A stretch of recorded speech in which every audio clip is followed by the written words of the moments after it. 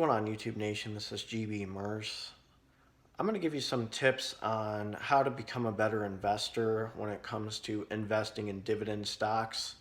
It's very straightforward, it's very simple, and this can help you make more money in the long run and be more disciplined and smarter. So the first tip I'm going to give you is be open to input. So being open to input, you have to put your ego aside. And if you're in Facebook groups, you have to listen to people. There's a lot of people who have been there, done that. You have to see what type of stocks you put in. So if you say, well, I put some money in this stock and this stock, and you get grilled, ask them for what their rationale is or why they think that's a stupid decision. They might save you some time, misery, and money. Honestly, there's some really good people out there that are close to retiring on dividends, and by listening to these guys, they will give you some input to help you enhance and actually empower you to become a better investor. So that's important. The other thing is the other tip I'm going to give you is don't listen to everybody. Some people put money in some big time dividend stocks because they have the money. Not all of us, make $100,000 a year or six figures, or some people don't even make $50,000 a year, so they can't put the money in some really good stocks like McCormick.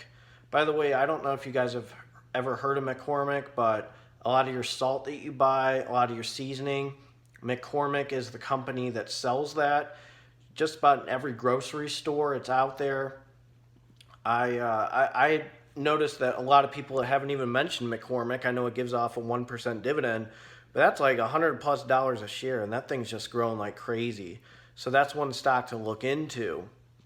The other thing is you have to be patient. If you are a day trader like crazy, you go up, down, right, and left. You can lose a lot of money sometimes.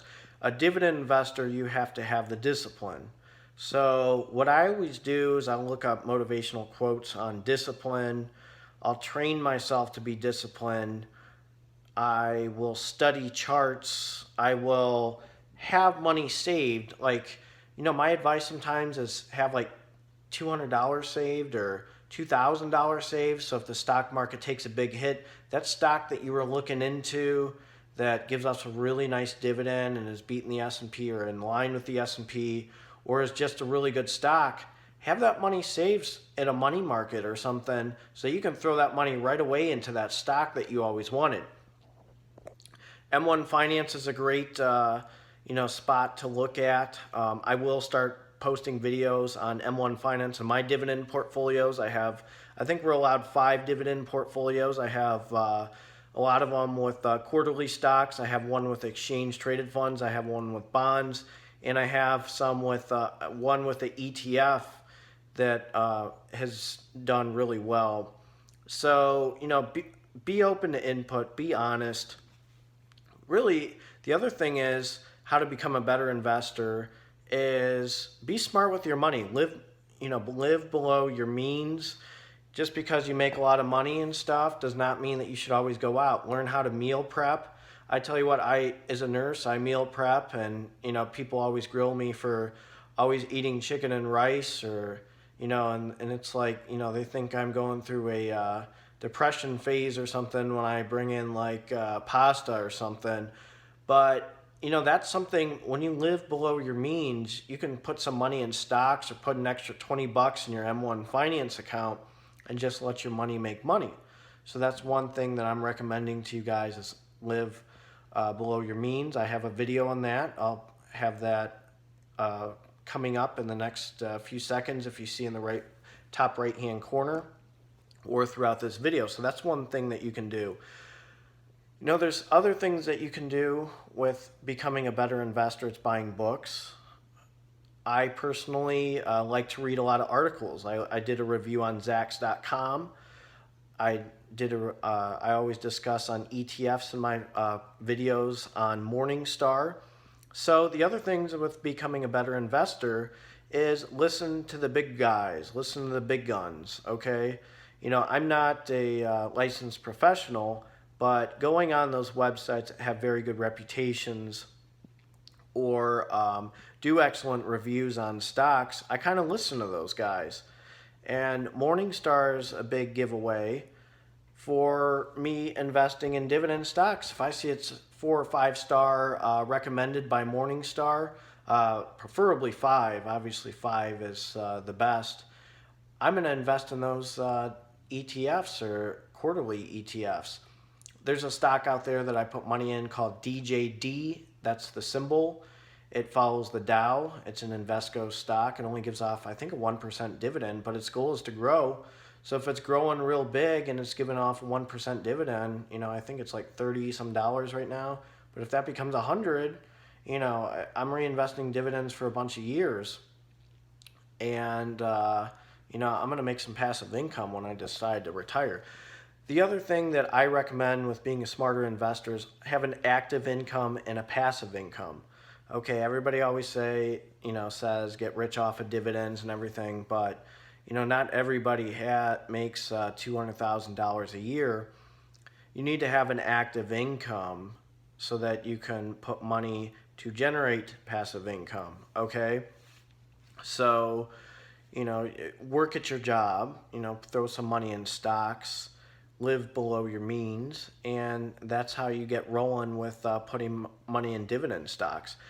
There's also good websites out there so that you don't have to throw, like, I think, let's just say a pharmaceutical company is like $40 a share, where you don't have to throw in like $40 every month. If you have a portfolio on M1 Finance, you can throw in $20 a month. I mean, instead of going on a wing night or something, or just throwing money in and buying beer or something like that for your week, or some scotch. Throw a little bit of sacrifice, and maybe once you just throw the money in, save up some money and throw it in. What's a really good stock out there? Gosh, I can't believe I got a brain freeze. Well, it'll come back to me in a second. It's a very good beer brand. I'll just say Anheuser-Busch. That's a really good one. They just bought off Platform Brewery, and they're just growing. That's a really good one, and that's actually my example I was going to give, because Anheuser-Busch is going to grow like crazy, and they're just buying off another stocks. The other one that just popped in my head is Constellation Brands. That's another one. Instead of buying some of the beers that they own, why don't you throw the money in the stock, each week? Now, I know Constellation Brands is a buttload of money and price per share, but you kind of get where I'm going is, be smart with your money. Instead of wasting your tax dollars on booze, why don't you throw it in booze and throw the money in booze so that your money will actually make money? So that's some of my advice to you guys just on Monday. You can always learn from individuals. You learn from your mistakes too. I mean, I was a little bit of a gunslinger with some penny stocks. I lost about probably 700 tops or something like. No, I wouldn't say 700. Probably about 300 tops. And then I had to pick up some shifts to make ends meet, just to, get my bank account pretty happy. Speaking of bank accounts, Huntington Bank's a pretty good stock to look into. I'm giving you input to look into that, as well as our symbol RF, regionals RF is regional bank, I think. That's another one. So those are some really good banks to look into. And another thing as an investor is realize that putting money in the bank is not really a good return investment. You don't get that much when you can put money in the symbol of O or many other dividend stocks. So that's kind of my advice to you guys. I really appreciate you guys watching this video. Make sure you like, comment, and subscribe. I hope your Monday's doing really well. You guys have been fantastic on my channel. And make sure you hit the bell so you don't miss future videos. I'm really going to start discussing about M1 Finance in my account because, look, I'm going to be going to graduate school. I can't throw money in stocks like crazy. I'll probably, live really below my means, for the first few months so that I can get my bank account happy. And by putting just a little bit of money, that will be a return investment in the long run. So I think my next video will be on an M1 finance account. I'll just give an example of an M1 finance account.